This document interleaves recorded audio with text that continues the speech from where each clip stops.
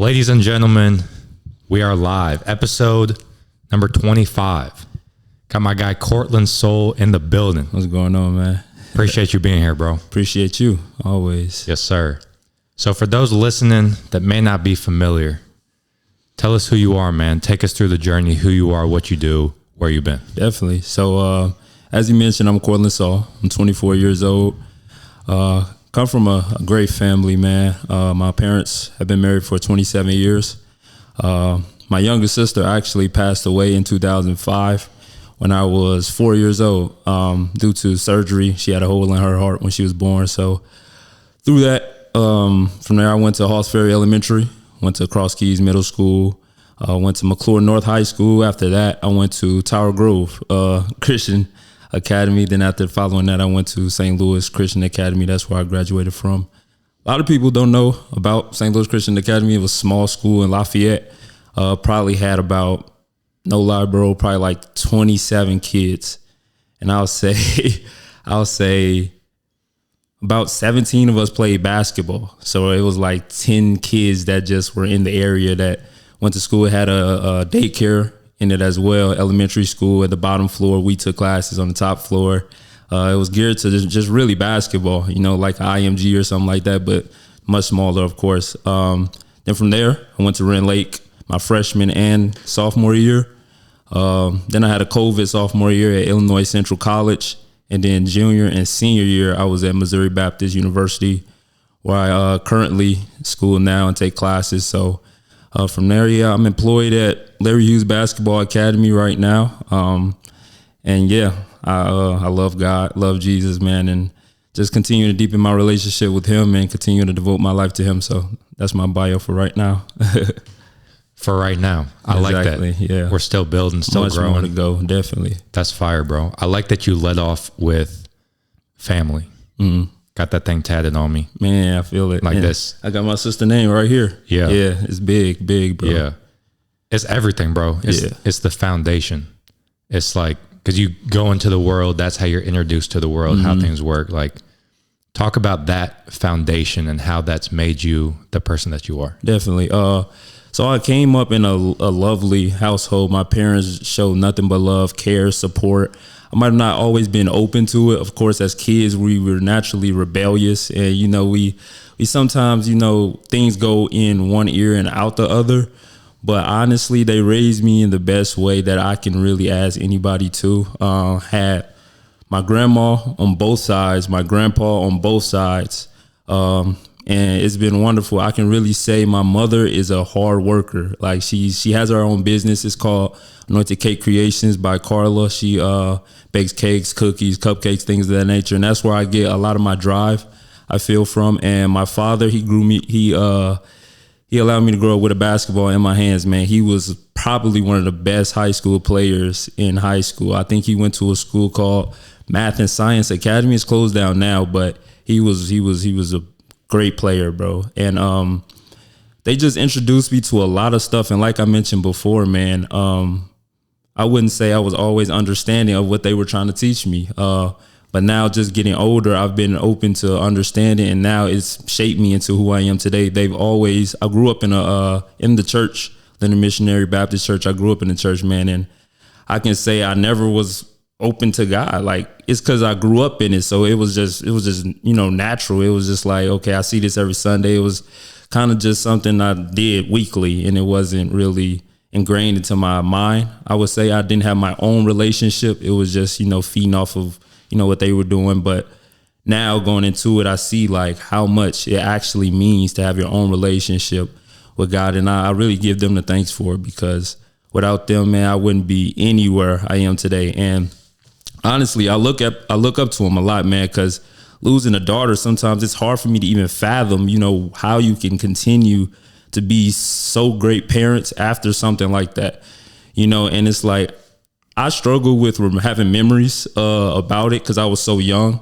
And sometimes I wish that I could remember, having a sister and, things we did together. They're vague memories, but just looking at how they raised me now and where they are now is a testimony definitely to losing someone like a daughter, that's got to be hard. And I look up to them because they just stayed strong. They persevered through it, and they are where they are today. So it's cool too, because like you hear it a lot on the court. Coaches will say like, when everything's going well, it's real easy to be a good teammate, dap everyone up, do all this. Definitely. But it's like when you face some adversity, when shit hits the fan, that's kind of when your true colors come out. And so it's cool to hear that from like a life perspective, your family facing adversity, losing someone at 3 years old, but then they still continue to, you mentioned like nothing but love in the household. Right. Like that's valuable. Yeah, it's definitely valuable, man. And the thing is about love is not a feeling or emotion, I believe, because feelings and emotions can sway. They can come, they can go. Love is actually, I feel like, an action. It's something you do. Because love is, like the scripture says, is patient. It doesn't envy. It's trustworthy. It's honorable. These are actions, actually believing in something, trusting somebody, going out your way for somebody, just doing all these things. It's an action. It's not something you feel, because those things can come and go, like I said. So just really dedicating, telling yourself, okay, I'm going to do this for you. I'm going to do these things for you. I'm going to put my pride aside and put you first. These are things you got to actually say you're going to do.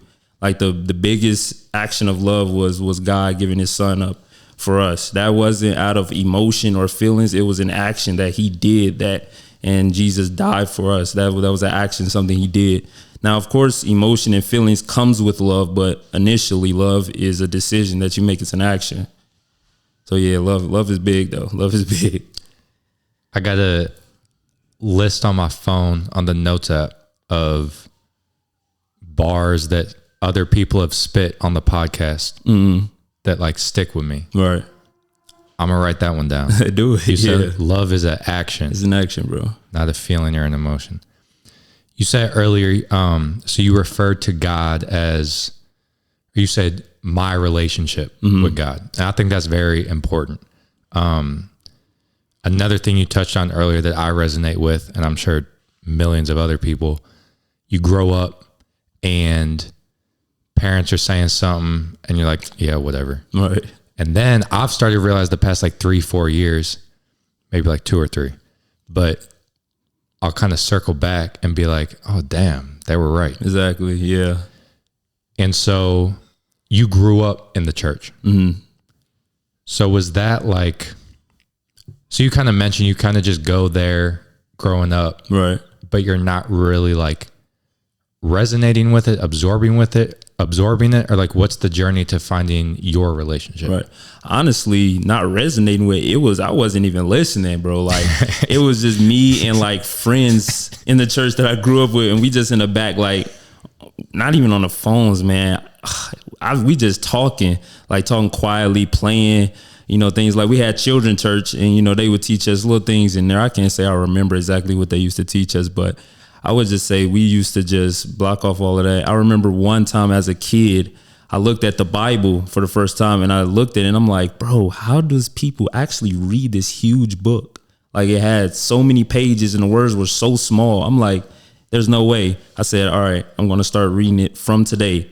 I opened the book and I think I read a paragraph, and then from there, I just didn't open it ever again. So how old were you there?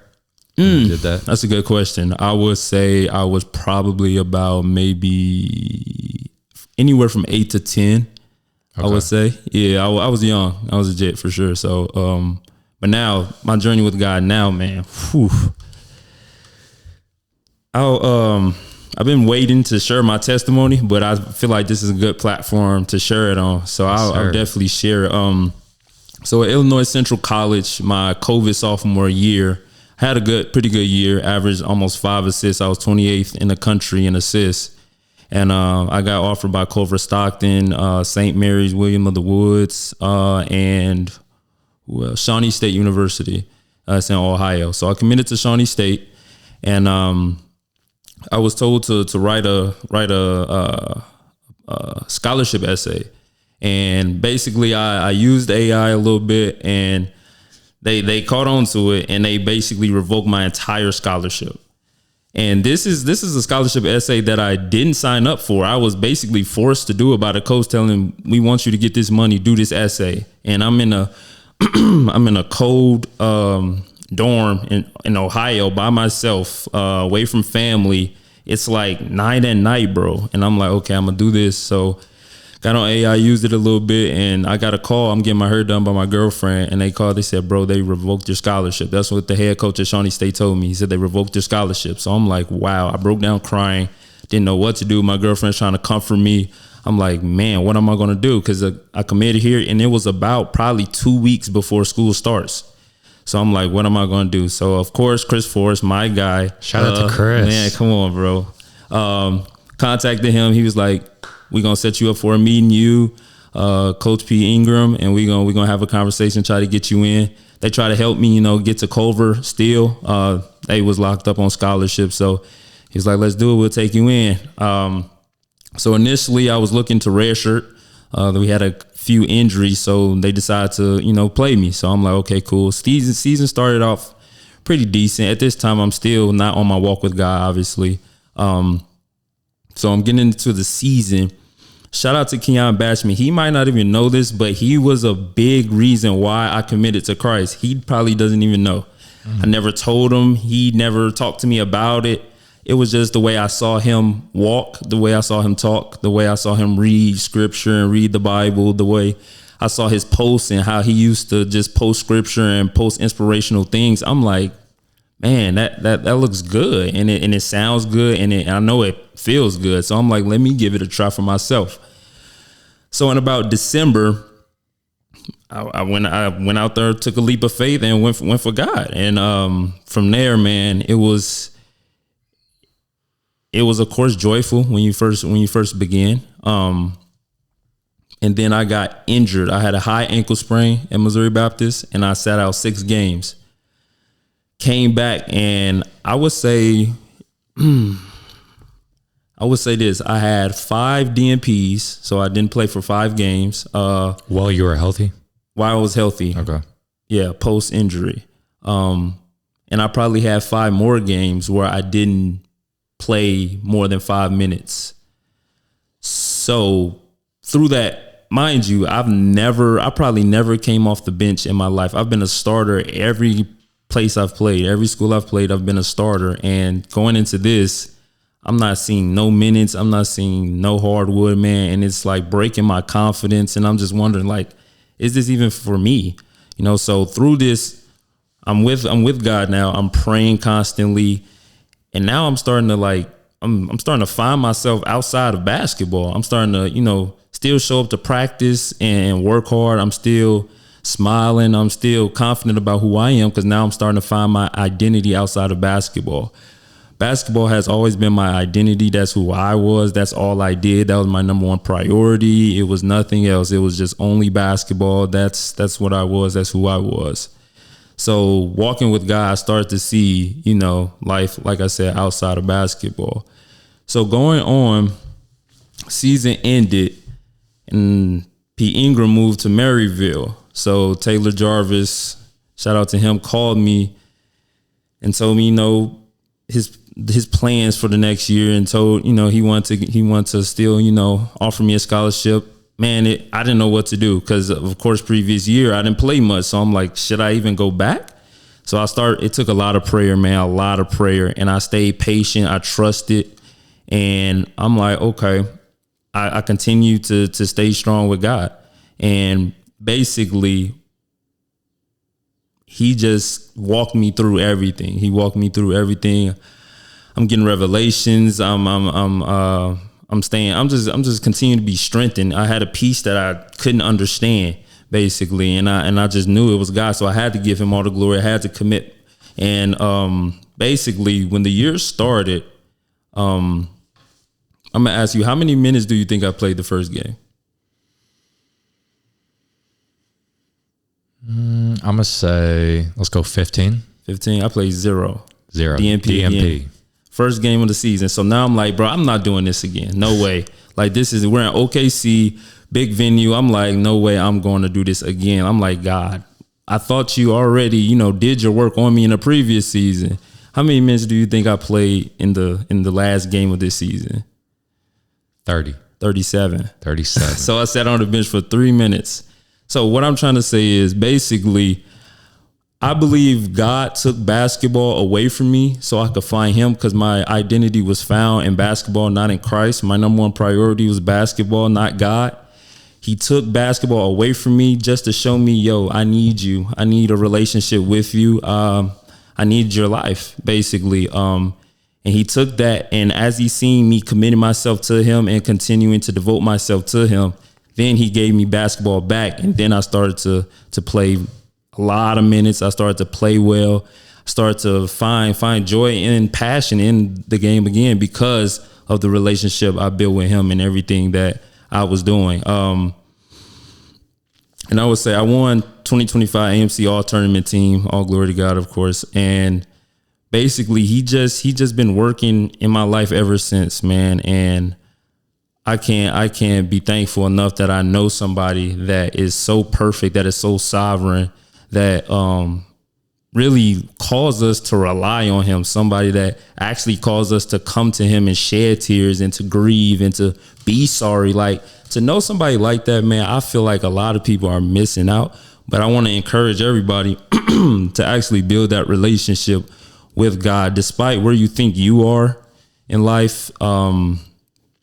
He wants you to come with open arms, man. He's joyful when somebody comes in repentance and somebody comes that's been so far away. He, like the angels, they rejoice when something like that takes place. The words you use to talk about like everything is really cool to me.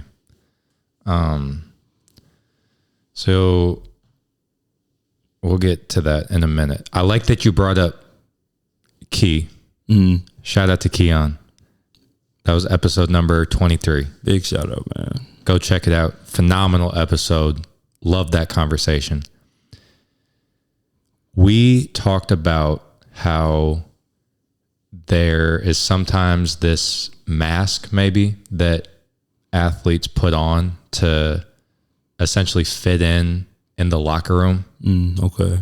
There's like a certain, like, just, you know, TV shows, music, whatever it is, you kind of just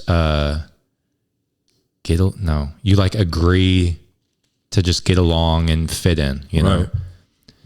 And you know, that's evolutionarily, that's what we're programmed to do, is fit in, like have a tribe and like fit in. And so right. But then it's cool to hear you talk about him influencing you, because that was something he was saying, and me too, that we were talking about, we kind of struggled with, was stepping outside of that box of what inside of that locker room, the hoops culture, there's like an expectation of who you are. So then to do something outside of that, to like music that the other to not like the music other people like, right. Stuff like that. Mm-hmm. It feels risky. And so it's cool to hear from the other perspective of, so Keon was someone that, like, it took a minute to spread the wings and be himself, if that's the term we want to use. Mm-hmm. And to then see the rewards from that, right. Of him posting scripture and stuff on his story, and then it resonate with you. Mm-hmm. And then he's like helping you. Right, know? Exactly, yeah. That's fire. Yeah. And the thing is, a lot of times I call myself not fitting in the locker room this past season.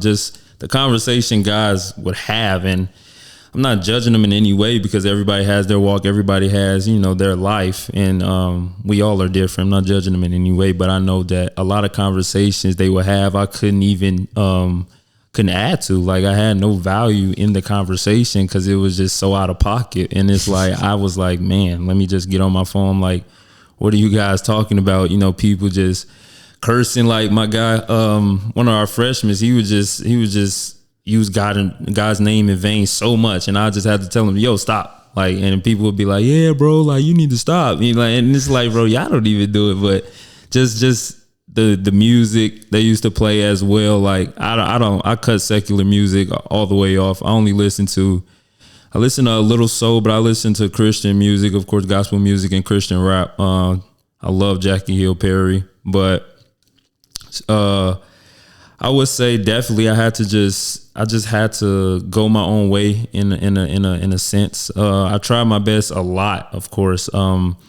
Sundays, I was sending like different scriptures and different inspirational quotes in the group chat. And people would like just joke around, call me like pastor and things like that. And I'm like, bro, don't put that title on me. But I definitely always just tried to, pull guys with me. Inside, I prayed in front of about 100 plus people. Every home game we had, I probably didn't pray at 2 of them, but every home game we had, I was the one saying the prayers before the game, and that was something huge, man. And there's like a fuzzy memory in my head of you doing that. Like you were on the mic before the game. Mm-hmm. Okay. Yeah, that's right. Yeah, I was holding the mic. I would pray over the game, man. That's something I never imagined doing in years, man. Like just to be standing in front of people and being able to pray over that many people. It was a blessing. Of course, I was so nervous the first time I did. I'm like, man, but I had to rely on the Holy Spirit to give me the words to say, and give me that confidence, because it's not by my strength or anything that I'm doing any of this stuff. I really just rely on the strength that I get from God, and just how the Holy Spirit just lifts me up and just comforts me and works through me. So, but yeah, man, I try my best to always just bring guys with me. I tried, and I'm going to continue to try, you know what I'm saying? Even though the season ends, I'm going to continue to reach out to these guys and continue to uplift them and continue to encourage them, man, to continue to chase after God, regardless of how old you are, where you're living, what you're doing, just continue to seek that relationship and the door will be open. So backtracking a little bit in the journey, high school. Okay. McCluer North for 1 year? 2 years. Mm-hmm. And then Tower Grove. And then St. Louis Christian. For 2 years. Because I reclassified at St. Louis Christian. I was always above my grade. My mom thought I was, I guess, some genius in kindergarten. Of course, in kindergarten, everybody's like doing easy stuff. But so I moved up a grade, and then come to find out in high school, it's like, okay, you want to play basketball, you have a better chance, reclassing and going to your correct grade. So I reclassed at St. Louis Christian Academy, and that's why I had 5 years in high school. And then, so St. Louis Christian, you said 27 people? Yeah, I'll say 27 people. We had probably a graduation class of 4, maybe. Literally like 4 people, bro. I'll say 5 maybe if I had to say, 4 or 5, man.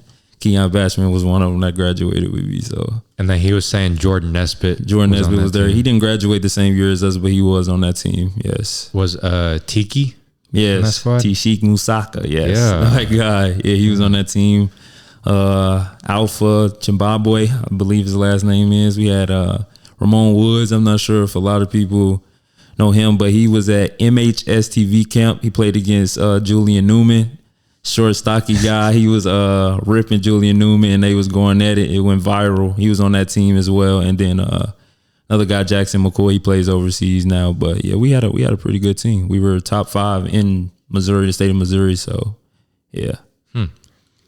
Who were the teams you guys were playing? Did you have a conference? We actually didn't. So we were in a conference of our own. It was called Independent. And we basically played in the grind session, which is basically your EYBL of school. And we played some good teams, man. We played James Wiseman. We played what else did we play? We played Jonathan Kaminga. We played some good guys. Marquise Jacobs, not a lot of people know about him, but he went to DePaul following his high school year. But we played some good teams, man. And instead of having like state and things like that, it was the grind session tournament at the end of the league, and whoever won that basically was your state champion. They were the grind session champion. So we lost in the first round, unfortunately. But yeah, we played a lot of good teams. We traveled every weekend to a different city, and we played in big showcases and things like that. We played after Julian Newman. We played it was a lot of good guys. None that those are the ones I can remember, but it was big. It was fun too. You played James Wiseman when he was on Memphis East? Yes. So my junior year, we played a national schedule. And that was the first game of the season was at their place on ESPN. Oh, man. Got like lost by like 30. That was my first moment of like, oh, okay, there's levels to it. Right, I feel you. Did you have a moment like that? Yeah.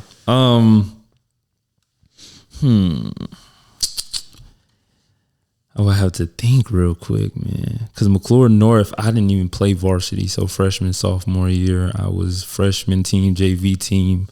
Tower Grove, killed everybody, of course, there. St. Louis Christian.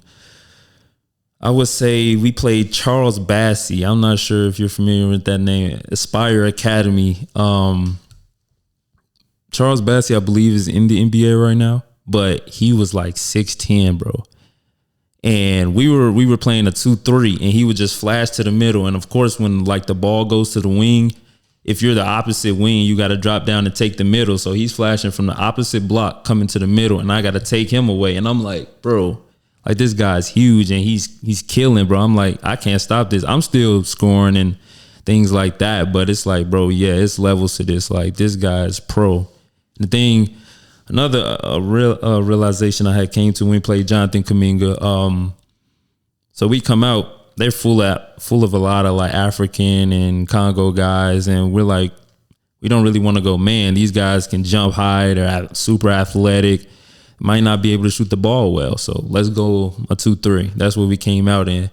Man, Jonathan Kuminga, of course, plays every position, so he comes up. I'm probably like 5'11", Ramon is 5'10". At the top of a 2-3, he's probably like 6'8" at the time, bringing the ball up, and probably snaps for like 4 threes in the first half. And we like, dang, we thought we actually had something figured out. It's like, no, bro, it's levels to this. This guy's a pro for real. Especially when guys are, because it sounds like you played a ton of guys who were tall and athletic. Yes. And so then that is a little bit different than a team with like just pure sharpshooters, right? Top 1% of shooters. Definitely. Because you can kind of do stuff schematically to X's and O's to negate it. But like if someone's 6'8", 6'10", 35-inch vert, like exactly.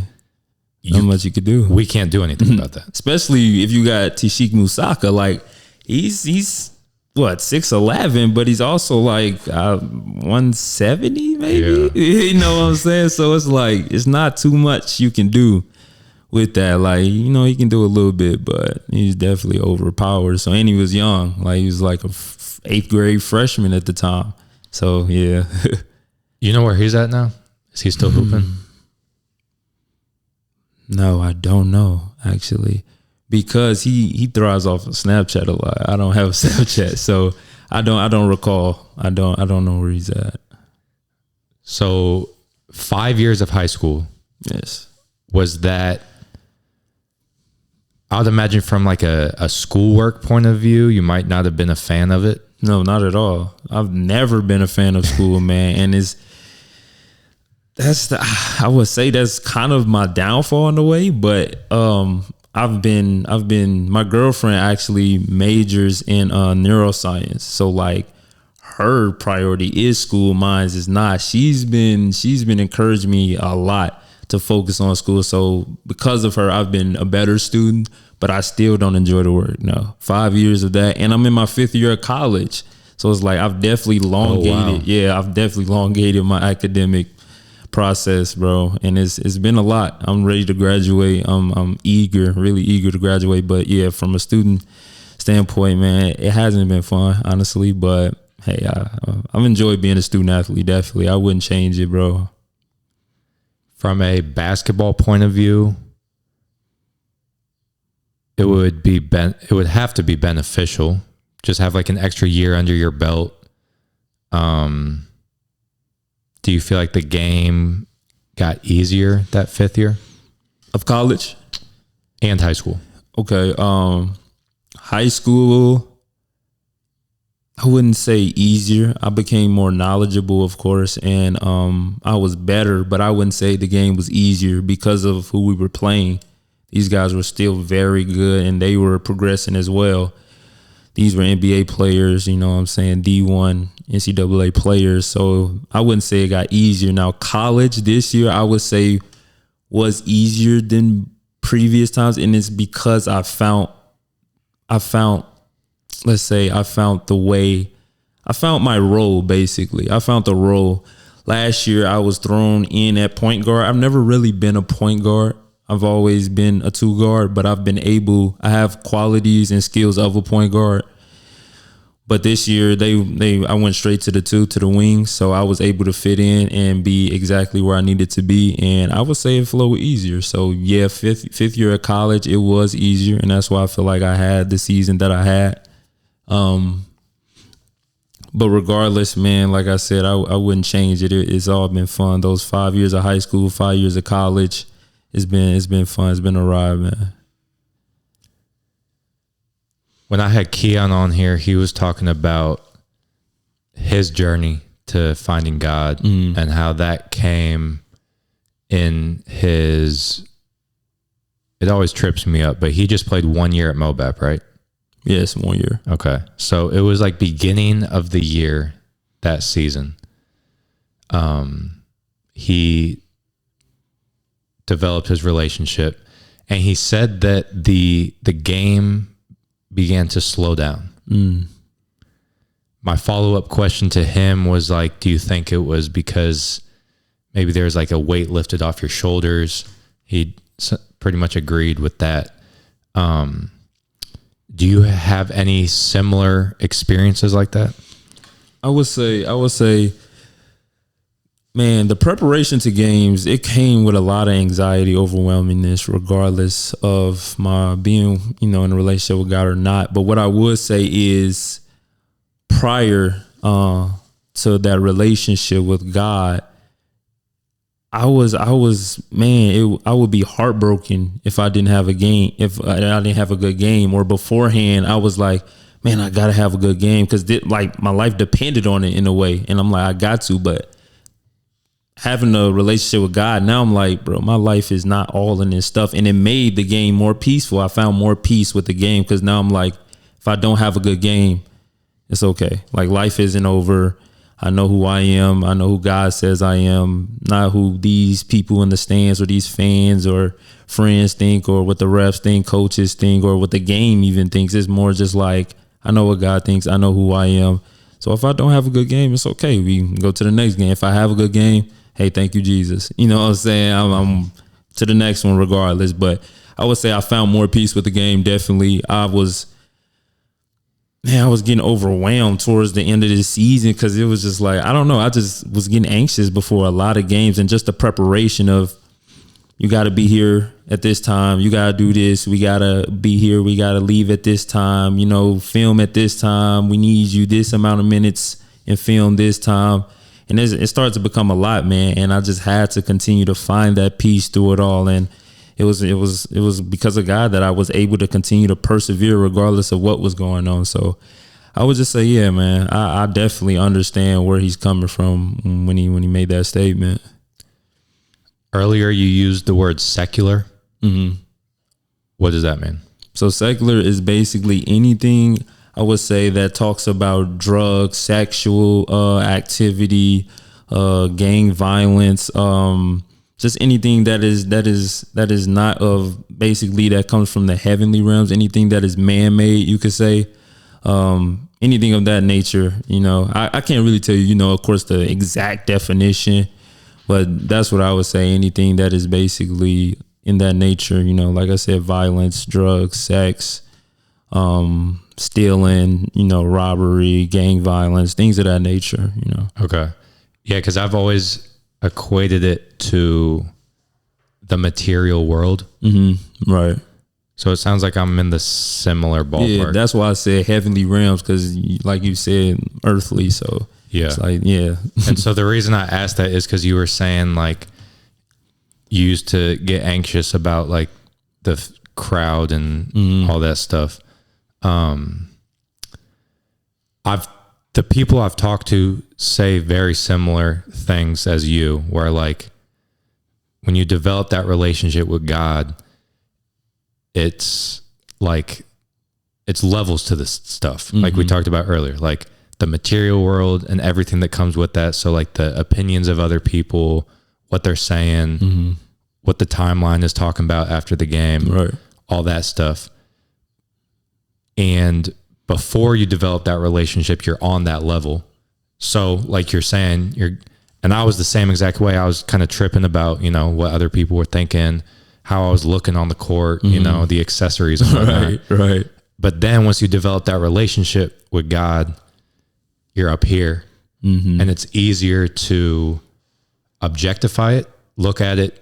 There's like a separation. Mm-hmm. So it's easier to be, I think you used the word detached, or maybe alluded to it. There's a detachment from it, and it doesn't matter as much. Right. Is that what you found? Yeah. And it's funny you say that, because my let's say junior year, I think my COVID sophomore year at ICC, just to go into the accessories part of things, I had like a chain on, like arm sleeve, leg sleeves, and like a chain during the game. No, it was during the photo shoot. Gotcha. Yeah, that's on me. But it was during the photo shoot on media day. The next year, I literally didn't have anything on. Like I had nothing. Like I just came jersey and that's it, you know. And then the following year, same thing. So just from that standpoint, that's definitely true. I can agree on that. And just detaching yourself from the world. Yeah, this world is definitely perverted, man, and it's full of man-made things. I always say, man, and it's like the things that God meant to be holy and to be wholesome in this world, we've turned it to evil. Like it's so much that I can list off that has, and I try my best to not associate with those things. It's hard. You know, we're all human, we're man. You know what I'm saying? Ever since Adam, there's been a fall, you know, so it's like you try your best to detach it. Nobody's perfect. You always fall, you always stumble, but it's really where your heart is. You know what I'm saying? God looks at the heart, not what humans look at. You know, they might see tattoos. They might see, I don't know. They might see several things that they just don't approve of. But where's your heart at? You know what I'm saying? And I was talking to a guy, Missouri Baptist, the other day, and he was just talking about his walk with God, and he was just saying, does it get deeper with age? And I was like, no, I can't tell you it does. It doesn't get better with age. It gets better with where your heart is. You know what I'm saying? It's about not the change of your age, but the change of your heart posture. Like, are you wanting to do these things? Are you letting him into your heart and gouge out these things that are not of him, that don't honor him? You know what I'm saying? And I told him it won't be easy. Like, being a Christian and following Christ is not easy. I posted on my story, is literally a death sentence. Like, you have to die to yourself. Like, everything that this earth has to give, man, you can't let it take you over. You got to die to it. You know, everything that you want to do, your passions, everything that makes you say, or everything that you love, like, you got to die to that stuff. You got to put it to death, man, and allow your faith in Christ Jesus, then resurrect you after you die. That's why when he died, we died with him. You know what I'm saying? Once he came to life, now we have life in faith. So, I mean, yeah, I try my best to just, you know, stay away from things that the world has to offer. Am I perfect? Do I succeed all the time? Absolutely not.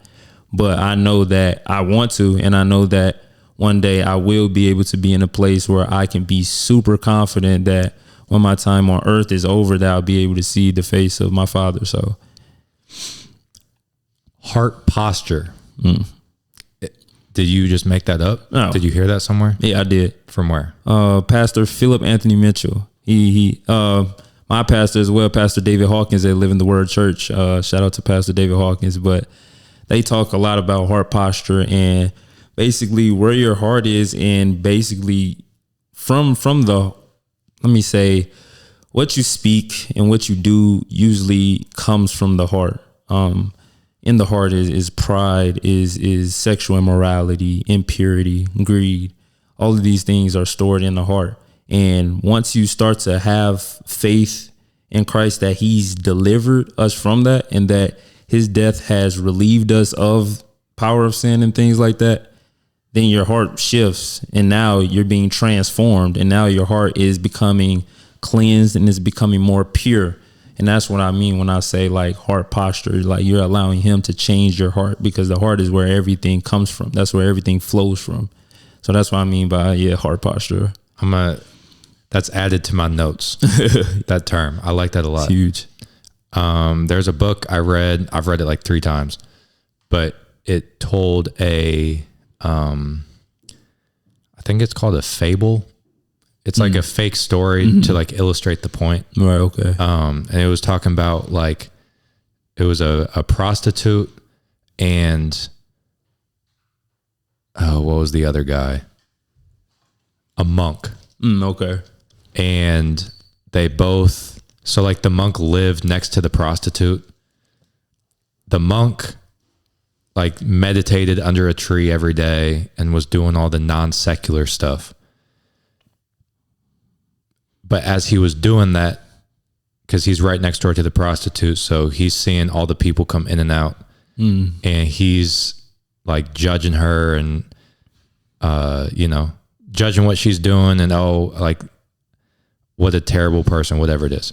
Okay. And then the prostitute is doing what she does. But then in her heart, she's saying like, oh, I wish I could, be like the monk, but this is just like, my mom was a prostitute, like it's in the family DNA. And so then they go up to heaven and then like the judgment day, and it's determined that heaven or hell or whatever, like, basically it's where the heart is. Like the monk was doing the right stuff, meditating under a tree, doing all this stuff. But whereas heart was like jealous, or not jealousy, but like judgment. Okay. Yeah. And then the prostitute was doing secular stuff, but then her heart was kind of just detached from it and not really like involved in it. So it was kind of opposite of what you would think. Reminds me of a quote, one of my favorite quotes. It's by Ralph Waldo Emerson. He's like a philosophy type of guy. Every action is measured from the sentiment from which it proceeds. So the heart, or like the energy you have behind what you're doing, speaks a lot louder and has a larger impact than the actual task that you're doing. Okay. If you're doing work or whatever, if you're in the gym shooting, you're like, fuck, bro, I don't even want to do this. Like, it's just, or like it's you're in the gym working because you want to drop 30 to look good for the fans in the stands. Right. And you get like, you make 500 shots with that energy behind it versus 100 shots, let's say, with like, I want to do this work for the Lord, or like whatever your why is. That's always stuck with me. The energy you have behind something is a lot more impactful than what you're actually doing. I feel it. And one thing, our scripture, I would think in Matthew, Jesus was talking to the Pharisees and he said, you confess basically, I am Lord with your lips, but your hearts are far from me, away from me, you evildoers, things like that.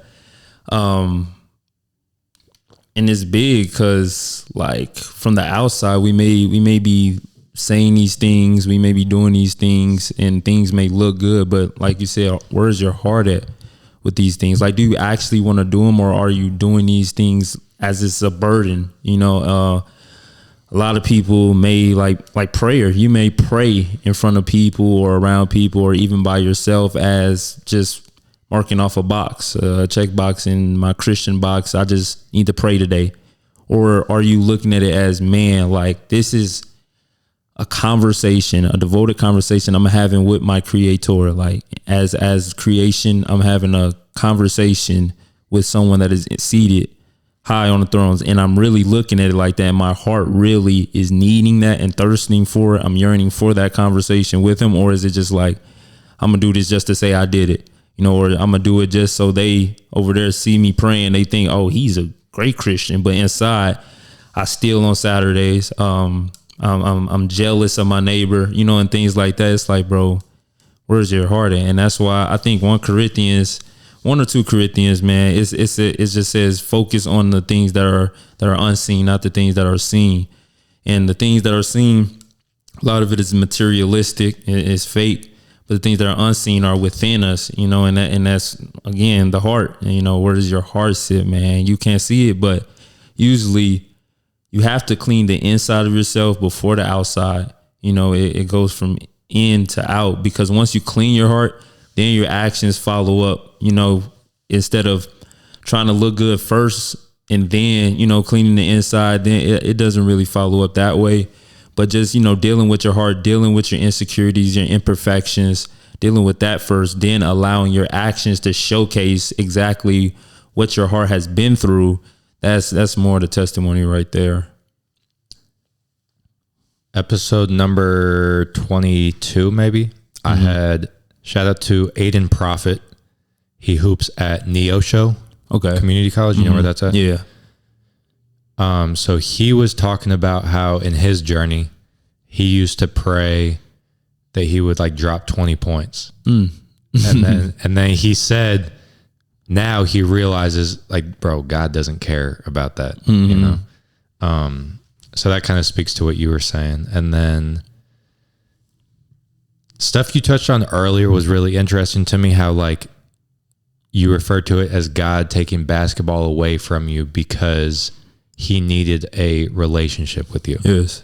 And then you spoke about seeing the scripture on Keon's story, and you said it looked good, it sounded good, and it felt good. Felt good is my experience with it. I can't really quote anything too much. But it's just a feeling. It feels good. Right, with God. Yes. Okay. Is the perfect way to put it. Are you able to describe using words that process of, I see it as an ascension, you feeling like God was calling you to develop this relationship? Is there any way that you can describe that, or is it just, it felt good, if that makes sense? Okay. I'll try to put it into words. Let's say, so initially it was, like I said before, it was all butterflies and rainbows. You know, I just, like life in general. Yeah, no, just to walk with God. Interesting. So yeah, so I'm saying like just being with God, it was fun. Like it was all smiles. And then I understood what came with it, what came with the walk. I understood that it wasn't going to be easy, that everything that followed with Christ was going to be hard. Like that, basically the process wasn't going to be easy because, of course, what I mentioned before of dying to yourself, that all these things I had to start to remove. And I don't know, it's kind of hard to put into words, but what I would just say is initially it was very green, and then it started to get red because it started to get hard, and I find myself in tears a lot because it's so hard. But I know that there's a bigger reward beyond this, and I continue to stay focused. But what I would say is to put it into words, man, that initially it did feel good. It did feel good, and it started to hurt because of how much of the process I had to go through and how much work that had to be done on me to become where he needs me to be. Because I'm still not there yet.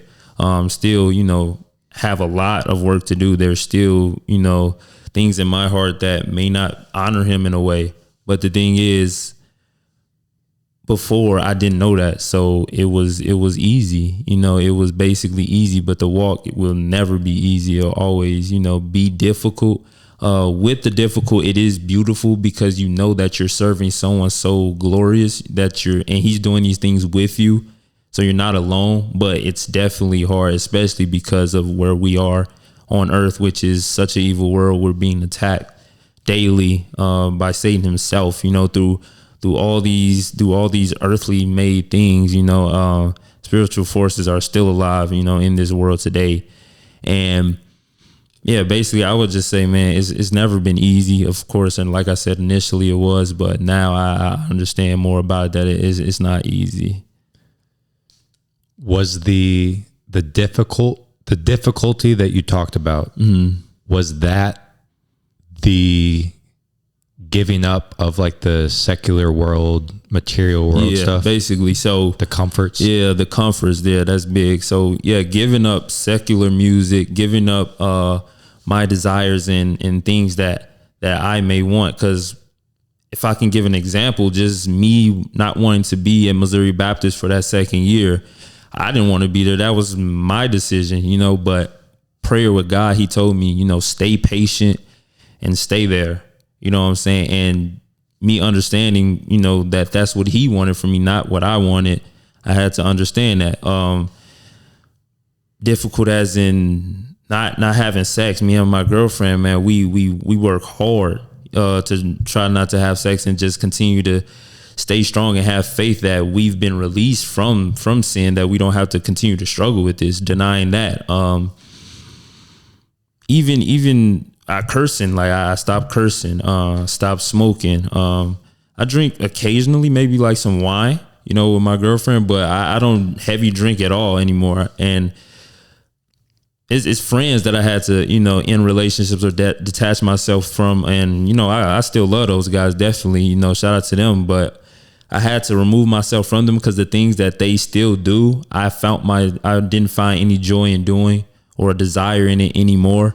And I knew it wasn't of God. It didn't honor God. So I had to deny that as well. It's a whole bunch of stuff, you know what I'm saying, that I had to step away from and change. And I feel like God did that for me in a way, it wasn't by my own works that I am where I am today. It was just because of the grace of God. And he just sees me for who I truly am and for who he needs me to be. And he did that work on me. And I just continue to stay devoted, continue to persevere when it does get hard. And yeah, that's what I have to say about that.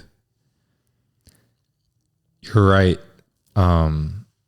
I forget the words you used to refer to it. An evil world. Mm-hmm. Was it perverted? That's probably it. Okay. But just the idea of there's so much temptation here. And the way I look at it, or I heard this described to me one time, is like you put your hand in a pot of water and every single day you turn the stove up 1 degree. Mm-hmm. So bang, bang, bang, bang, bang. Like 2 years pass, 3 years pass, whatever it is. It's going to be like boiling and it's going to, but you don't even notice because the increase was so gradual that you're in it and you don't even know it. That's how I look at the world in terms of the temptations and stuff that we probably like just accept as it is what it is. That's part of it. Right. But it's like, well, I don't know.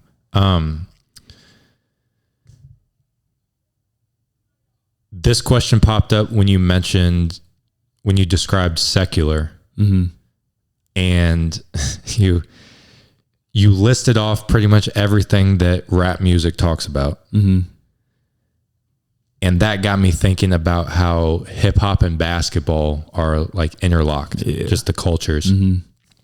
So I guess this question specifically pertains to music. If there's other realms that you want to speak on, please do.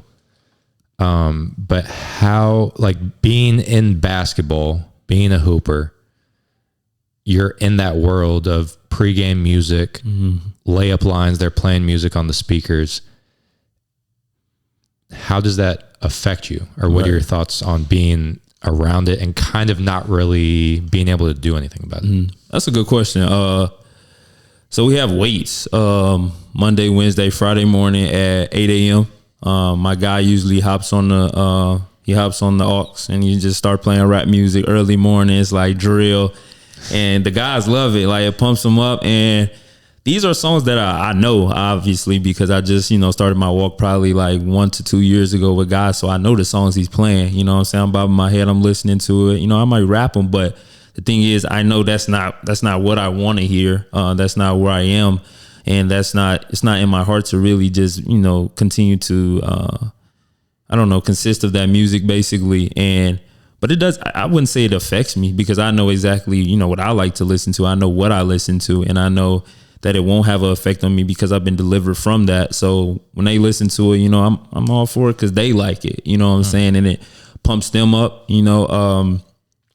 But yeah, that's cool. And pregame music, when we same thing for pregame music, like in the locker room. But when we warm up, the school, you know, obviously doesn't play drill music. They play clean music. It's usually like some instrumental music or some type of music of that sort, but it's never drill music, so I don't have to worry about that. But other than that, man, I don't really have to worry about any other music. I would just say just that Monday, Wednesday, Friday at Waits would be the only time I really came into conflict with secular music. Other than that, I feel my ears were nothing but healthy stuff, man. I really don't even have to listen to music. Like on my ride home, like if I'm driving from somewhere, I don't have to listen to music. I could be just driving home, just humming a gospel song or talking to God while I'm driving. Literally, like it's like I've definitely removed like secular music and just making music an idol, because I feel like that's one thing we can make music and artists an idol, you know, and we put all this energy, money,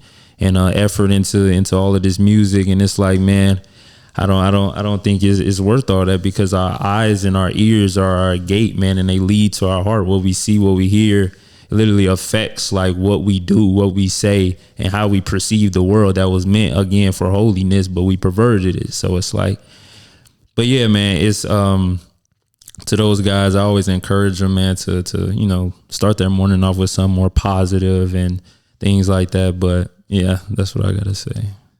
Jet. Last episode, Miles Nettles, he coaches at STLCC. Mm-hmm. He said, no rap music before noon. Like that. Also, I'll tell people I drive in silence and they think I'm crazy. So it's cool to hear. Never crazy. No. I'm not the only one. So then you said something that was super interesting. So the 8 a.m. Waits, they're playing the music, and then you said that it doesn't affect you because you've been delivered from it. When I'm around that music, what's the best way to describe it? It drains my energy. There's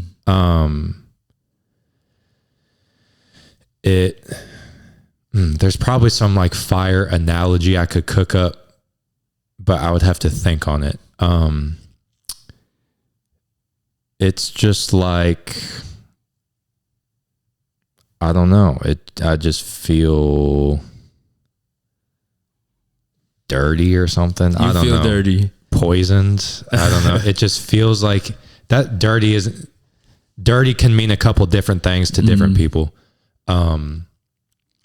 It just feels like, does like the spirit within you feel troubled in a way, or like maybe troubled, but I feel like the words that they're saying, I feel like the words that they say get planted in my brain and then just kind of move around in my soul and my body, not body, but like soul. Yeah, I can't describe it perfectly right now, but it feels draining. Okay.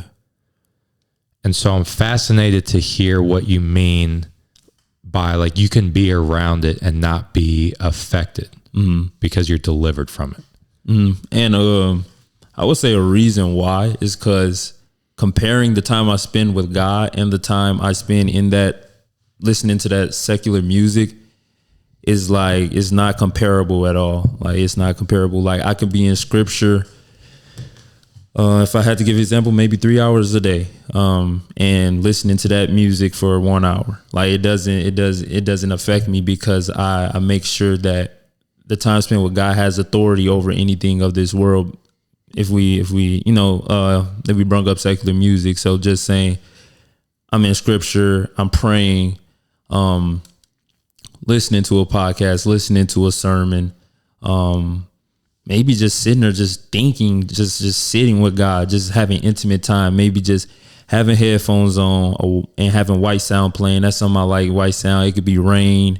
It could just be like an airplane cabin noise, and I'm just sitting there literally with my eyes closed, just thinking about where God is seated, like how high and on the throne he is, and just Jesus sitting at his right hand, man. And I could just be sitting there, not even praying, not looking at anything, just my eyes closed, just thinking about things that are good, you know what I'm saying? And things that are positive and thoughts that are obedient to Christ, and just thinking about him, just spending that intimate time with him.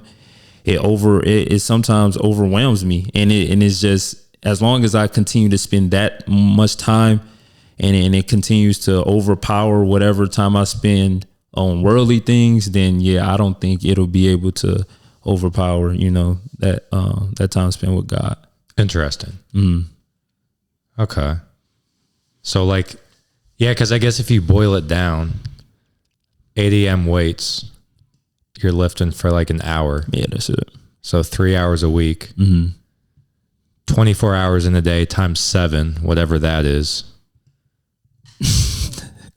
400 or 500 something maybe compared to 3. So I could see how there's so much time devoted to other stuff that when you get around, that makes sense. Interesting. Do you read other books besides the Bible? Honestly, I try. I never finish books for some reason. I never finish them. You're not a school guy, really. No. But I never finished books that much. I want to read books though, you know, because I like reading. But I would say I really like reading the Bible though, and I think that's just because of how much it has to offer and how much I can build a relationship with God through reading it.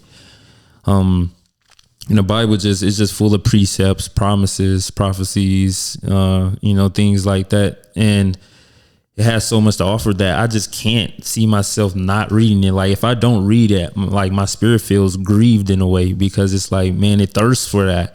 And it's like when I don't read it, you know, I feel affected by it. That's something I actually do feel affected by when I don't read the word.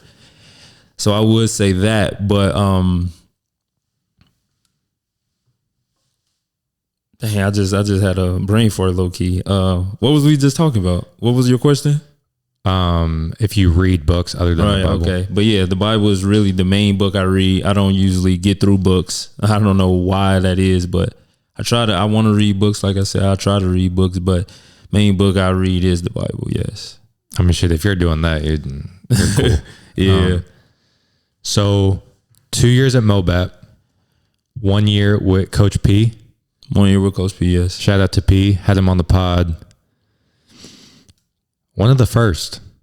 I forget what episode he was. And then second year with Jarvis. Right. How would you describe, or what similarities and what differences between their coaching styles? Similarities, man, they both passionate. They're both passionate about the game. They're both hardwired. They both want hard workers, man. They want you to work hard. They don't want you to come in and think that all of this is given to you, because it's not. You know, they want you to chase. They want to win, of course, both of them. Differences is a lot of differences, because it was Jarvis's first year as a head coach. P's been in this for a long time, and I would say, and of course, Jarvis is younger. He's a younger guy. He's definitely probably more emotional, more animated in a way. But that's just who he is. You know, I'm not judging him or, you know, saying that's his downfall or anything like that. But he's just more emotional than Coach P is. Coach P now is hardcore though. He gonna tell you if you're doing something wrong. He gonna let it be known. He not gonna sugarcoat anything. Like, that's Mr. 100 for sure. For real. Coach Jarvis, like, he might not come to you and tell you what's up, but like if you come to him, he'll let you know. Like, but he not just gonna, you know, blurt it out, or he might, you know, keep it under wraps until you come to him. Then he'll have a truthful conversation with you. But Coach P, he don't care who's in the stands. He doesn't care, you know, where you're located. Like, he gonna tell you about yourself. He gonna let it be known, and it's really because he want the best out of you. You know, maybe sometimes he could do it in a different way, but hey, that's who he is. You gotta love him and accept him for who he is, and I would say that's probably the biggest difference. But they're both really good coaches, I would say, and I have fun playing for both of them. And the thing is, I never hold resentment at all, due to, me not being played, because Coach P was the head coach. My first year at Mobab, Coach P was the head coach, and Jarvis was the assistant doing the subs. So in a way, Jarvis was the one doing the subs, and he wasn't playing me. For me to go back to the same coach as the head coach now, it's like, bro, you would think from the outside looking in, like, bro, are you sure you want to do that? Like, he wasn't playing you. Now you're going to go and be under his leadership. And things worked out, man. So, but I would just say I wouldn't trade it. It was good playing for both guys. Both we went to Florida both years under those guys, and I saw a different side of them, more of the relaxed, free, fun side, and they're great guys, man. They're great guys. They have beautiful children, both have beautiful wives. So they're good guys. They're good guys, man. I love them both. I've chopped it up. I mean, Coach P's come on the pot. Like, that's my guy. I've chopped it up with Jarvis a good amount too. They're both great people. Yeah, for sure. I know Coach P likes his plays. Really thick playbook. Man.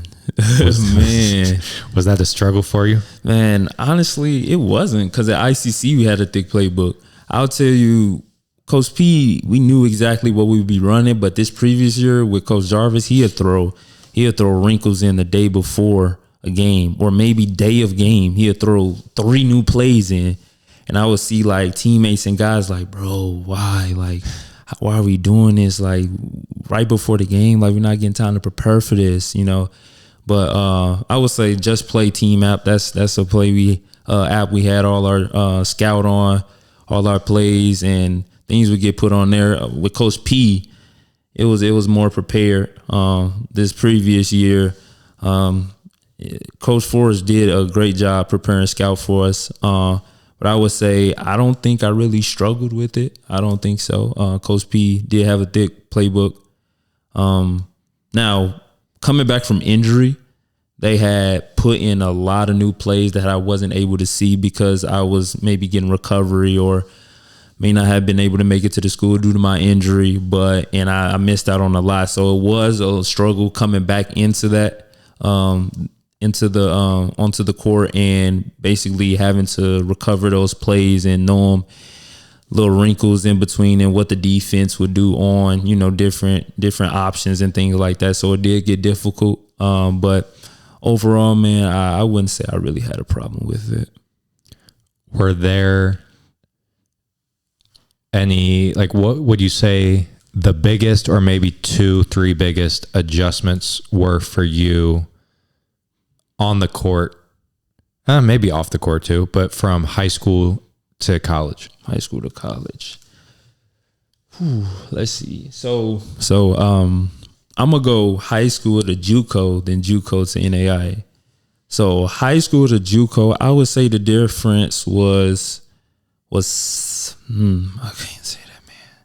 It's kind of hard because high school I played against D1 guys, like they were already at that level. So I would say maybe the structure, offensive structure. High school is kind of freelance, pick and roll, but college is a lot of sets. I would say another difference is, again, I would say structure, but just from the other hand, just having film, making sure you're at class, making sure you're at a team dinner or having practice twice a day at a JUCO and things of that nature. That was different. But from JUCO to NAIA, at my JUCO, we really didn't run, like, I wouldn't say a true offense. So having to actually run the offense and getting guys into their positions and things of that nature, that might have been a little difficult. Another change, let's see, was, man, it was harder to get to that rim, bro. Like, because in NAIA they play such a pack line defense, and they dang near force you to shoot the ball. And like all my life, I've never been a shooter. I've always been a driver. So going against a defense in NAIA that usually play a pack line defense, it was harder to get to the rim. These guys were bigger as well. So That was a change. And I would say just the passion that Coach P coached with, I hadn't been used to it. I wasn't used to it, definitely. Like I said, I always got kind of my way. In basketball, I was always, the head. I was always starter. And just to see someone like actually like tell me like truthfully that you're not good enough right now. Like you're not playing good enough. Like that's something Coach P literally told me in the meeting. He was like, "You're not playing good enough. You're not being good enough. That's why we're not playing you." And I had to take that under the chin, man. I'm like, okay. I didn't sit there and pout. Like that was before we went to practice, and I went to practice like playing hard, man. I'm like, bro, I'm not good enough bet. Let me go work. Let me work to make sure that I'm good enough. And last game of that year that I didn't play, I scored 16 points in the conference championship. We lost to CBC down in Arkansas, but that's what I left my season on in my junior year. I'm like, bro, I just finished with game high in the championship. I'm like, okay, this next year I got something to prove, And of course, like I mentioned, that first game had a DNP, but it went on and I did my thing, bro. Yeah, I kind of forgot that you had, three different high schools. Three different high schools, 3 different colleges. Yeah. Yeah. So that would make sense that the answer isn't so black and white. Mm-hmm. The big difference from high school to college. Because like JUCO, NAIA, 2 NAIA schools? 2 JUCOs. 2 JUCOs and then NAIA. So yeah, I would imagine that there are different play styles, different like tendencies and stuff. So that makes sense. Okay, let's show some love to Coach Chris, man. Because that's kind of how I know you, I guess. It is. Did we ever work out together? Yeah, I believe so. Yeah. Probably. At Tower Grove. So yeah, Tower Grove, definitely. Yeah. So that's how we got connected. And then Lucas as well. Yes. He's been faking, been trying to get him on the pod for so long. I haven't seen him in so long, bro. He moved out to Kansas City. I know that. Okay, so that probably has something to do with it. But yeah, because then we were on MoCan, different teams, but at the same time. So let's show some love to Coach Chris, man. Talk about how you guys met and then your guys' relationship. Man, I don't even remember how old I was when I first met Coach Forrest. I don't remember, but I do know I played for him on Rocktown basketball. Yes, sir. High Five basketball. You were on the High Five squad? Yeah, I was on High Five, bro. With Darian? Yeah, with all those guys. Damn. Yeah. And I didn't know that. Prospects played with that team as well. Just everything, Sports Center was the spot, bro. Yeah. Bro, and man, Coach Forrest just always wrote it out with me. And I'm like, bro, McCluer North is not making it happen my freshman, sophomore year. I was distracted by so much. It was so much going on in that public school. It was a school with about 1,300 kids. I'm like, I need somewhere smaller, more intimate, somewhere I can focus, but somewhere where I can still, hoop. Coach Forrest was at Tower Grove Christian Academy. He like, come through, we get you set up, let's do it. So I went there, had fun. I was able to experience studies on a different side. They really honed in on school. It wasn't just basketball and athletics and things like that, like McCluer North was.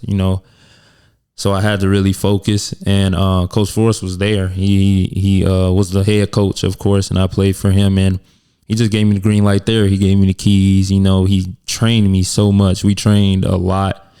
And he's gotten me to where I am today as well. He's one of the big factors on why I am where I am. So I played for him, and we've been in contact. We've had a relationship since then. And of course now being able to play for him for 2 years, one as he was both assistant coaches both years, and it's been great to know that I have somebody that I have a deep relationship, someone I can actually trust, and that I'm familiar with, and I know got my back. And being able to play for someone like that, it's been tremendous, and just to see him, have Claire and have a kid. It's been wonderful to see. It's like I'm seeing him grow up just like he's seeing me grow up. So it's been wonderful. I love him to death, man. He's done so much for me. He's taking me places, driving me around, and I appreciate him a lot, man, for sure. You use the word trust, and you hit the nail on the head, because it gets grimy out here, bro. Man, it does, for real. Like, so much, especially with social media. There's just a lot of egos, especially I feel like nowadays, AAU, there's a lot more money changing hands than there used to be. And like, there's, like I said, just a lot of ego and money or whatever, and just a lot of moving pieces. And some people are in it for the wrong reasons, more so selfish reasons. Chris and Lucas, like, those are the guys, bro. Yeah, like those guys, like, that they're a little more behind the scenes. Maybe just in terms of like Instagram content, I guess is what I'm going off of. Like, they're about basketball. They know basketball. They're about people. They're about the people that come under their roof. It's a family feeling. Yeah, they'll go to bat for you. Lucas and Chris, with my journey, helped me out finding the best situation. Right. AAU, college. Yeah. I mean, shoot, I'm talking to the CEO of what I'm saying right now, because you played with him. High Five, Prospects, Tower Grove. Yeah. And then Mobap. Exactly. So like, all throughout your journey, like, they're going to go to bat for you. And I just thought about this. So like, that Mobap squad, you had some like, so Chris and Lucas been rocking with Ray. Right. Did you play with him on High Five? I didn't play with Ray on High Five. Did I play with Ray? I did. I believe I did play with Ray, because he played on High Five. Yeah. So like, they've been rocking with Ray for a minute. Yeah. They've been rocking with Rashad for a minute. Right. I think Dalen kind of. Just because Dalen played with like other AAU teams. Yeah. Damien played with Rocktown. Yeah. So I played with Damien, definitely. Yeah. So the people that come under their roof, they care for him, bro. Yeah. And that's rare. Yeah. And that's why, I mean, like you mentioned, those are all guys that literally were at Mobap. Yeah. Like, and that's the cool part. Like, and I got a relationship with all those guys, man, and they are all cool guys. Like, they family. Like you said, everybody that you just mentioned are family. And I would say Chris just continues to look out. Like, it's more than basketball. You know what I'm saying? He wants a better life for us. He wants to give us opportunity, and he's always there as like more than just a coach, but like a life teacher as well. He knows how to inspire people. Like, when we have talks, like after practice or after games, a lot of times he'll start off by saying "in life," and he'll go from there. It's rarely about the actual game. It's more about what did we learn from the game that'll help better us in life. And that's what I really have to commend him a lot for. And a lot of people, like teammates, they like joke about it. He'll just, come in life. What will you do in this situation when somebody, punches you in the chest or something like that? And it's like, bro, but it means a lot. And he just continues to show like why he means so much to me, really. It's funny you say that. I have a very vivid memory when I was with the Prospects playing for him and Lucas. We were practicing at the Bud Dome. This was like 7th, maybe, I think 8th grade. Practicing at the Bud Dome.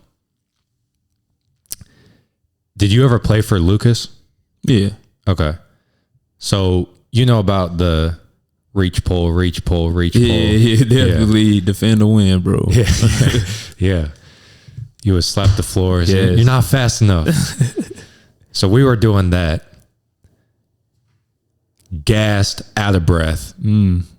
Coach Chris comes in clutch, steps in, and starts to talk to us. Okay. Great feeling. Get to catch the breath. Exactly. this always stuck with me, but he was telling a story, again, a fable, or I think it's what it's called, just like a fake story to prove a point. He was saying that like a king, I forget the details, but he was saying like there was 2 doors and that the guy could either go through this door and he knew it was going to be like trials and tribulations, and or he could go through this other door that was unknown. And he was saying that the guy picked the unknown door, and that the idea was he was betting on himself. Okay. And that's stuck with me this whole time. 10, 12 years later, whatever it is. And it's stuff like that goes beyond basketball. Right. Like you're saying, that's stuff that now that you're in the real world, quote unquote, which we'll touch on in a minute, what you're doing now, like those values, those lessons, that wisdom is stuff that you take with you your whole life. And that's impactful. Yeah. Definitely goes farther than basketball, bro, because that ball will stop dribbling eventually, you know, and you got to start focusing on what your actual purpose is. You know, if it is basketball, then, you know, blessings, you know, but if it's not, then you got to start focusing on, you know, what your actual purpose is, and things he says can help you with that. You know, if you actually retain them and, you know, instill them in your mind and know like, yeah, he definitely had a point, you know, when he said those things. Okay, I'm bugging about my battery on the laptop. Give me like 30 seconds. I got to plug it in.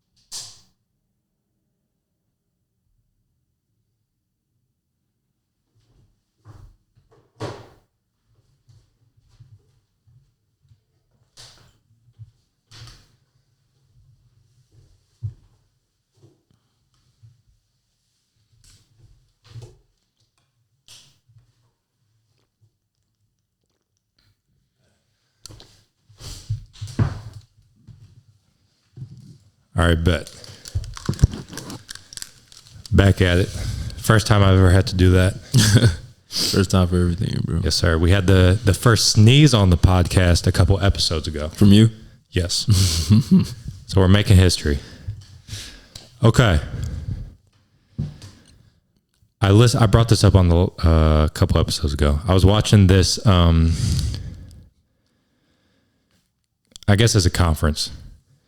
Larry Fitzgerald, okay, wide receiver for the Arizona Cardinals. Yep. He's retired now, but he was saying that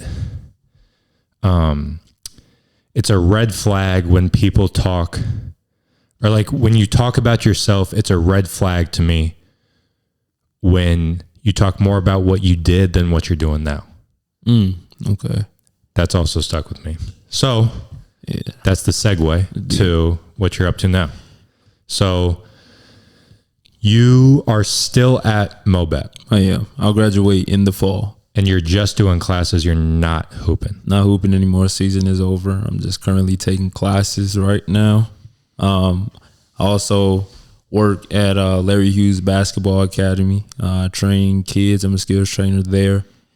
And I also am working on getting my certification in personal training and being a fitness coach. Right now, I have a client and my mother. So of course, you know, starting inside the house, starting small, and I have some people, you know, that wanna train, and I just trained kind of a friend. He just wanted to, you know, work out with me yesterday. We lifted, but I'm working on getting my NASM soon, so I got to prepare for that test and, you know, stepping into that and basically going full time at Larry Hughes Academy. And basically, I plan on starting my own Christian clothing apparel business soon. And so basically, I want to go full time with that job and with apparel with Larry Hughes. Gotcha. And finding if God, whatever God needs from me, a full-time job that'll be able to fund my clothing, apparel, and fund the fitness coaching and things of that nature. And when I'm able to basically allow that side hustle, you could call it, that business, to be my main source of income, then that's basically what I'll find myself doing. And I'll be able to remove that full-time job and be able to just be in apparel and fitness coaching. And of course, the vision of it all is basically at the end having my own gym, that I can, train kids in, have, people come and work out in and train them, and basically have my own, trainers where I can take, my hands off, and have trainers actually training kids and being fitness coaches to whoever, whatever age, whatever gender, when it comes to fitness. But yeah, right now I'm just at Larry Hughes, man. We just finished up 2025 LHBA spring break camp. I was there 9 to 3 all week. It was fun. The kids, the thing about coaching kids, man, is sometimes it could be hard at times, because especially the younger ones, it takes a lot of patience. And that's one thing that I thank God that I've received is patience, because it could be days when they're just not listening, bro. And it's just like they're doing other things, and you may say things 5 times and they still do it wrong. And it's like, you can't give up on them. You got to continue to, tell them what you need from them. And then you got some kids that listen, they listen, they hear you, but the other kids are distracting them or playing with them. And as kids, they indulge in it as well. So it's like, man, it takes patience. And then you got your older kids that, they're willing to learn. And it's just a broad, broad amount of people that you come across, the parents, family members, different coaches of these kids. And it's great, bro. It's honestly fun. And I just look forward to just building more clientele when it comes to fitness coaching, finishing that test, and one day just starting this brand that I'm eager to start, man. I'm very eager to start. Have you talked with Keon about that at all? Because he's tapped in he has his shout out to Funk Apparel. Right, exactly. I haven't, but I do know that he does have a brand. I just saw he released some crop shirts that look dope, bro. So, but I definitely do plan on reaching out. I actually did reach out to him about how he basically app he used to design his clothes. I did reach out to him about that, I remember. But other than that, yeah, haven't. But I definitely plan on talking to him more. I definitely think that we need to build a deeper relationship, because he definitely got an impact on where I am now. And the thing is, he doesn't know it. I don't think he knows it, but definitely that's yeah. So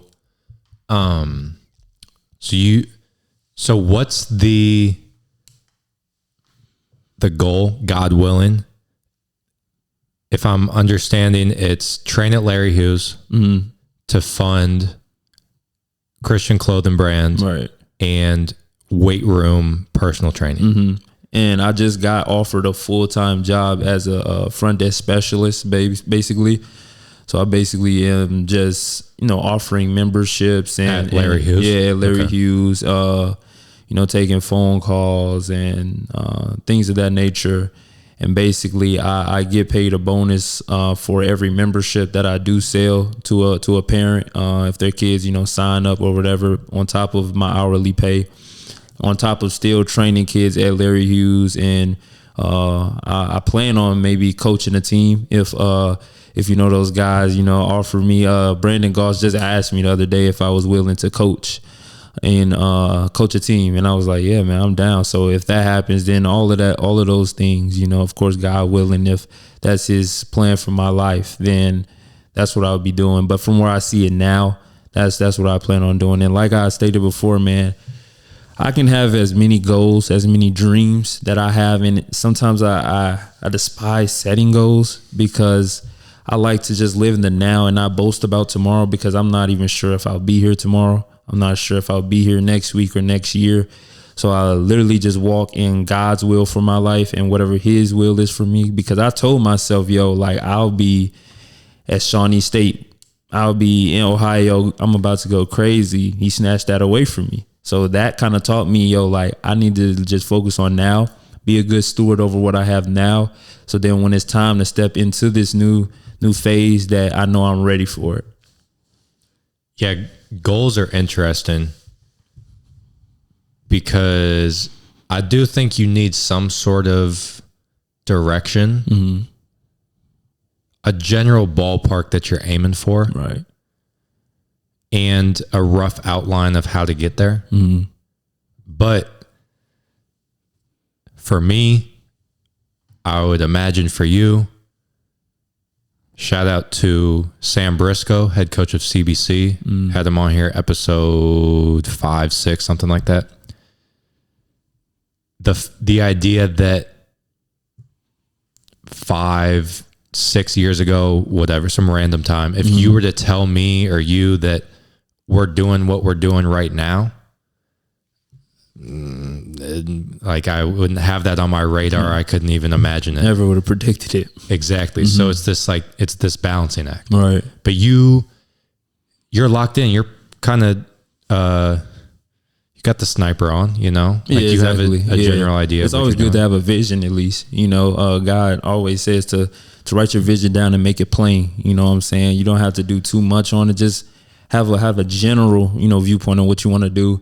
And he'll basically construct it all. Like, he gave you the idea for a reason. He won't give you the idea and just leave you alone to just figure out everything else. Like, he gave you the idea, write it down. Okay, I see you're responsible with it. I see you actually want it.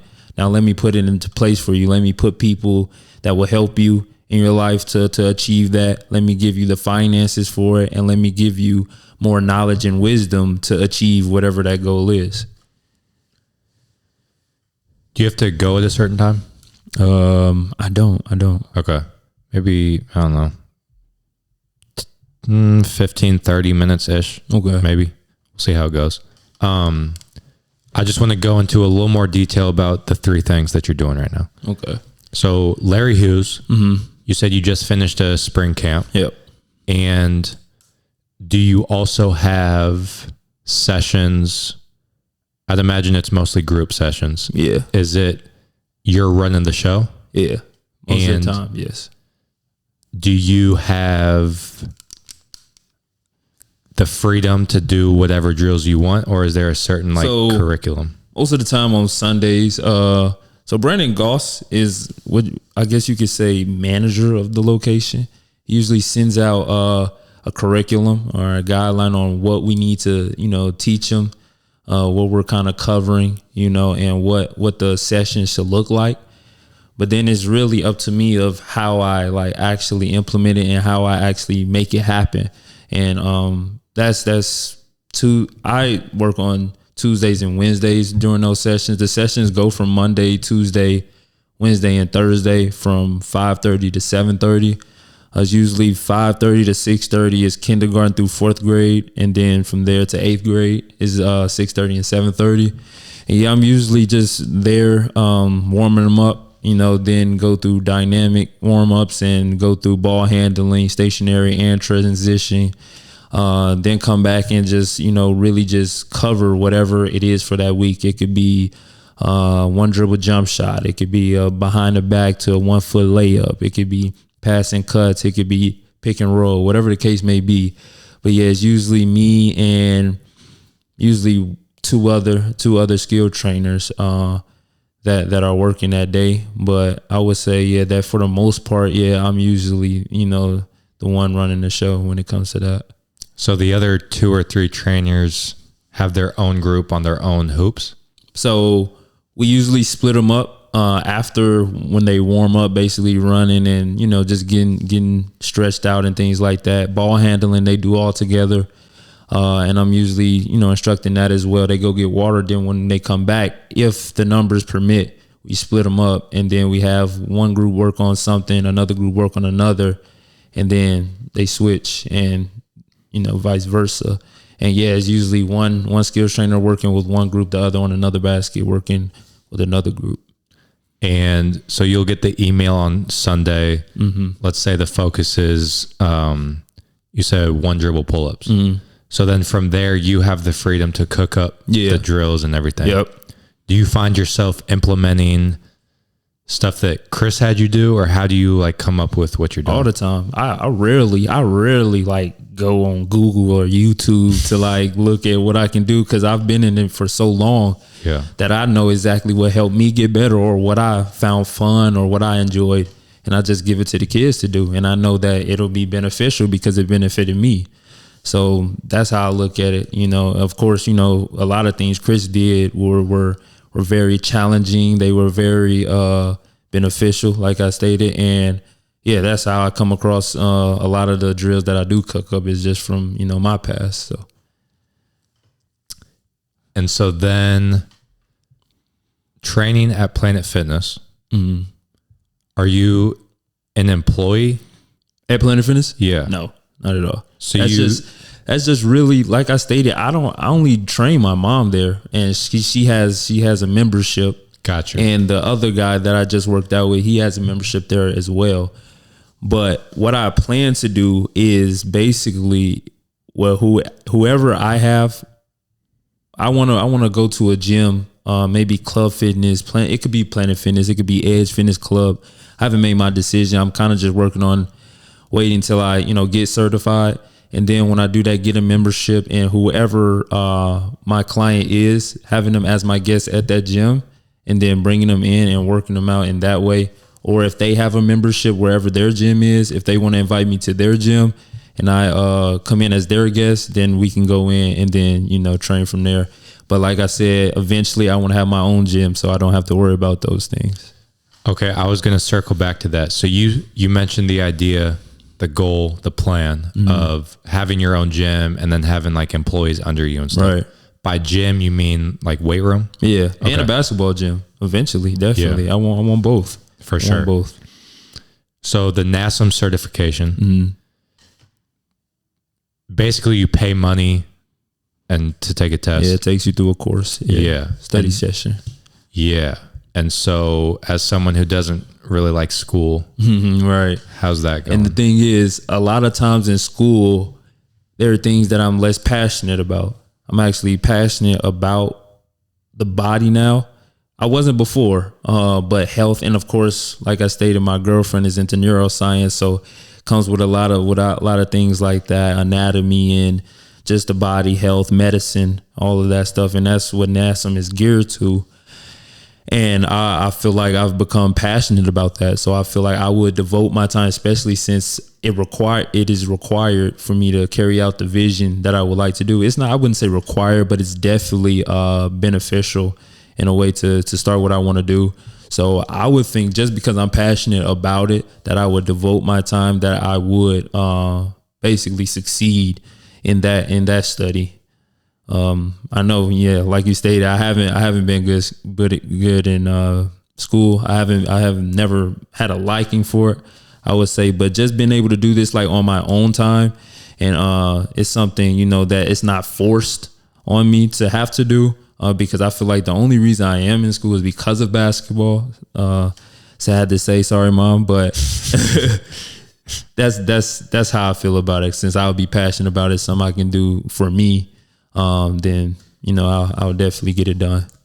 That's facts though. Is when I'm the same exact way with training and everything involved with that. Is like I've found something, you found something that you're passionate about, that you're interested in. Right. Like, bro, I was the same way in school. Like I was not reading. I was not, hell no. But now I got a whole bookshelf I'm reading, like, cause I enjoy it. So that's a major key. Yeah. So NASM certification,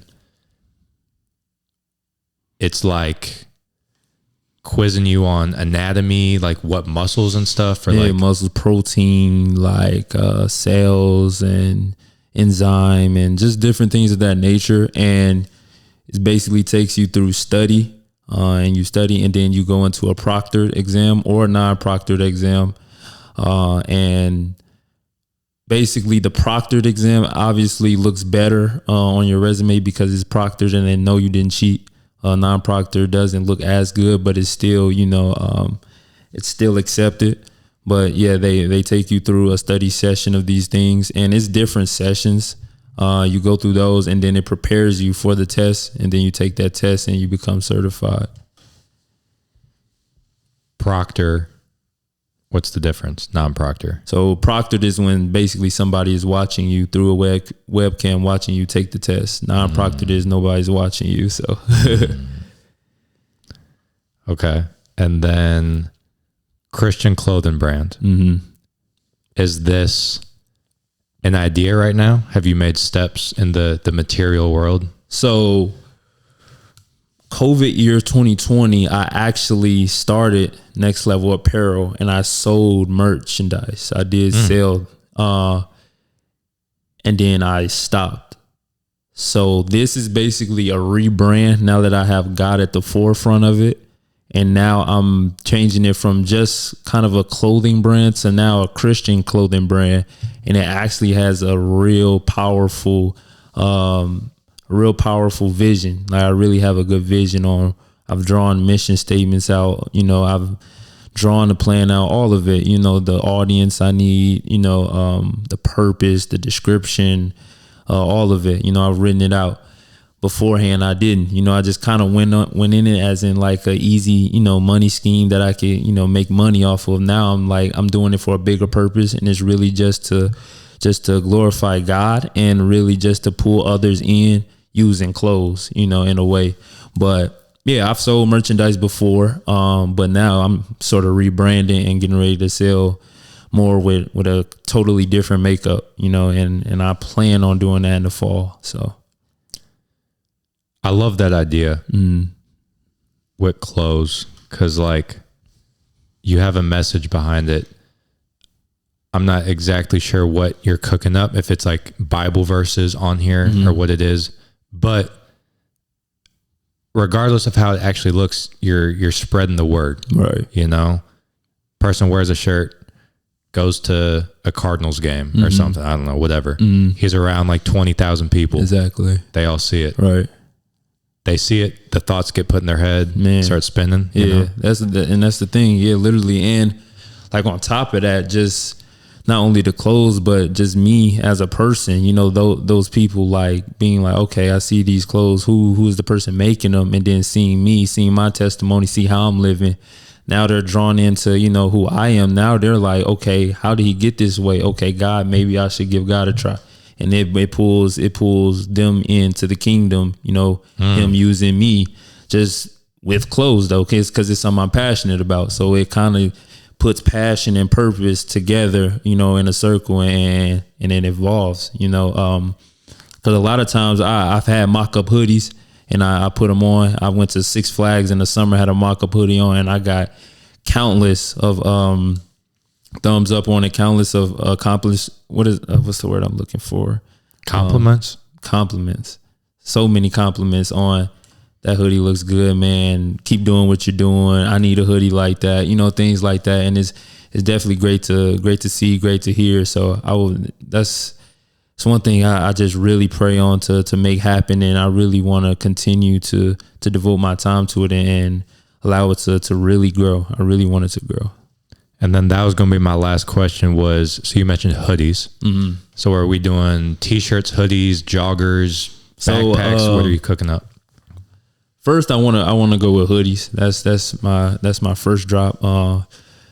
Basically, the four I want to do is hoodies, t-shirts, socks, and hats, and nice. and then eventually, going into the whole bag. But just to start off, it would be hoodies. That's where my vision is now, and like I stated, I don't want to think too far in ahead. I want to conquer this first, and then let God just guide me through the rest. But that's where I'm at. Those four: hoodies, t-shirts, socks, and hats, and gonna go from there, man. Next Level Apparel. Next Level Apparel. Next level, bro. All right. So how we wrap up every episode is one. Usually I list all of them off at once. I'm going to say this one first. So the first one we do, because I have a feeling you'll expand a little bit on this. So the first one we do is any words of wisdom, any last message that you want to leave the people. So maybe there's like a common theme that we've touched on in the episode that you want to like touch on again. Really, it's just anything that's on your heart, anything you want to leave the people with, spreading that message. The floor is yours. So I'll let you do that now and then tell you the other two. If I have to leave with something, man, I would just say with what you have now, with what you're doing now, with what you have possession of now, steward over it well. Because scripture actually says, if you're dishonest with little, you'll be dishonest with much. So coming from a relationship with a God aspect, if you have little money and you're not doing well with it, you're blowing it, you're not being wise with the money, you most likely won't be blessed with a lot, because God sees that you're not being wise with the little. And that can go for several things, that can go for knowledge. It can go for girlfriends. Like you might have one girlfriend. It's like, okay, you got a girlfriend, but you're looking for marriage, but you're not even doing right in the dating process. You're being dishonest. You're going out at night. You're not trusting. You're not being respectful. Things of that nature. It's like, so how can you be trusted with a marriage if you're not even doing good with that? So I would just say, be a good steward over what you have now. Be honest with it. Be devoted to it. Work hard with what you got now. And when God sees you working hard with that, he'll start to bless you and open doors, because he sees that what you are blessed with, that you're grateful for. And you should be grateful for it, because many people might want what you have. You want more, but other people want what you have. So just be a good steward over what you have and continue to be grateful for it. Gratitude. Man, gratitude. One of my favorite words. Wonderful word. Also a cool parallel with basketball in a way. Doing the most with the minutes that you're given. Right. Then you earn the trust and the role expands.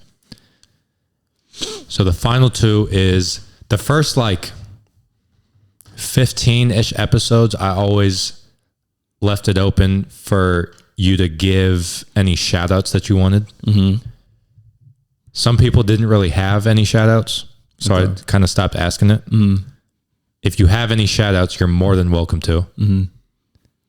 And then third one is plugging away, baby. Instagram, Twitter, like the clothing brand, plug everything you're doing. Let the people know where they can find you. Okay.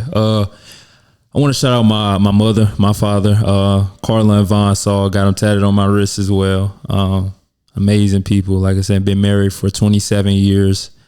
So that's wonderful. I want to shout out my girlfriend, Kelsey Crandall, man. She's been a big part of my life. We've been uplifting each other spiritually. We've been helping each other through rough times, through the best times. I want to shout out her as well. I want to shout out my grandparents as well, William Soll. I want to shout out Ora Coleman and Tom Coleman. They've been there throughout my entire life, and I can't be more grateful. Agnes Soll, my grandmother on my dad's side, so my dad's mother, she just passed away, I think a month ago. Yeah. So shout out to her. May she rest in peace. And yeah, that's the people I would shout out, man. The family. That's where it starts, man. Love. And then plug away where people can find you. Okay, so Instagram, you guys can follow me on Instagram at Courtland, which is COURTLAND Soll, SOLL.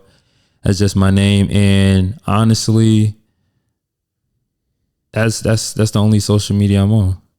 And my clothing brand, let me look real quick, on Instagram. That's how I know you're not active with it. You don't even know the username. No, I'm staying low key. I'm staying low key right now. It's the way to do it. Until I release, man, I'm just trying to get the plan together. I'm trying to get everything certified, because a lot of people, I feel like they get the idea and now they throwing everything out there, and it's like you don't even know if it has any longevity. So now it's like I want to get and I already been to that point. You know what I'm saying? I already, like I said, in 2020, I did the thing where I had an idea and I just went off an impulse instead of actually thinking it through. But you can follow my clothing brand. It has no posts, but be waiting for it and be ready for it. Is Next Level Apparel _ next as an NXT level apparel _ and that's the only two social medias I'm actually on is Instagram. So I like it. Yeah. Simple, man. Simple life. It's the way to do it. Those will both be in the description. Go check them out. That is episode number. First of all, I appreciate you coming on. Man, appreciate you. Appreciate you for inviting me, man. This was awesome. This was episode number 25. Is in the books. Nice. Peace.